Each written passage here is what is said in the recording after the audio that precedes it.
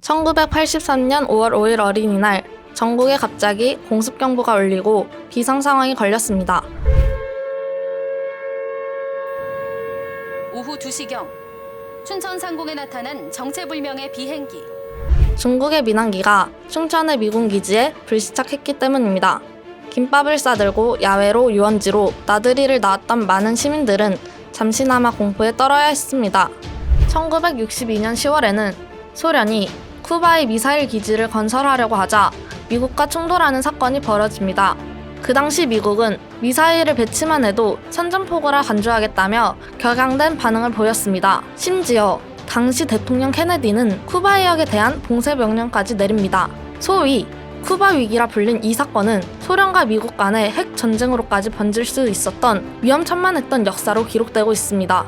자, 이번엔 올해 진행된 한미합동 군사훈련을 생각해봅시다.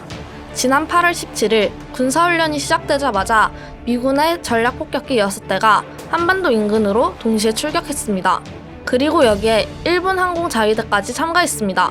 그런데 여기서 주목해볼 점이 있습니다. 앞서 언급한 폭격기 중 B2 스텔스의 경우에는 북한의 핵시설이나 미사일 기지, 평양의 금수산 태양 궁전 등을 정확한 공격 목표로 삼았다는 것입니다. 이렇게 노골적으로 북한을 겨냥하고 미국이 주도하는 합동 군사훈련은 어제 오늘의 일이 아닙니다. 그 시작은 1953년 정전협정의 잉크가 채 마르지도 않은 1954년으로 거슬러 올라갑니다. 바로 미국이 주도하는 유엔이 실시한 포커스 렌즈 훈련입니다. 이것은 명백한 정전협정 2조 위반입니다. 그럼에도 오늘날까지 일본 자위대도 참가하는 한미일 합동 군사훈련은 물론 한미합동 군사훈련이 매년 수차례 진행되고 있습니다. 북한의 입장에서 보면 한반도 전쟁은 끝난 것이 아닙니다.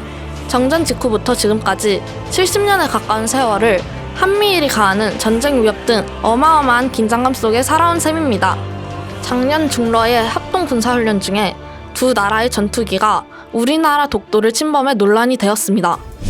그런데 2005년부터 시작된 중러의 군사훈련에 북한이 참여했다는 기사 한 줄이라도 보신 적 있으신가요?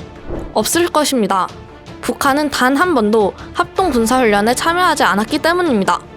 한미 합동 군사훈련이 계속되는 상황 속에 북한이 중러 합동 군사훈련에 참여하는 순간 한반도의 전쟁 위기는 더욱 높아진다는 것을 알고 있었던 게 아닐까요?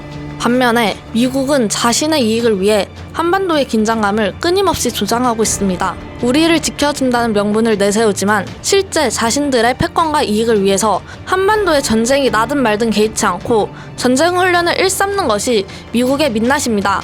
더구나 핵을 가진 국가 바로 앞에서 미국처럼 여러 나라를 끌어들여 전쟁 훈련을 하는 사례는 전 세계적으로 눈 씻고 찾아봐도 없습니다. 왜냐하면 자칫 잘못하여 많은 인명피해를 낳을 참혹한 핵 전쟁으로 번질 수 있기 때문입니다.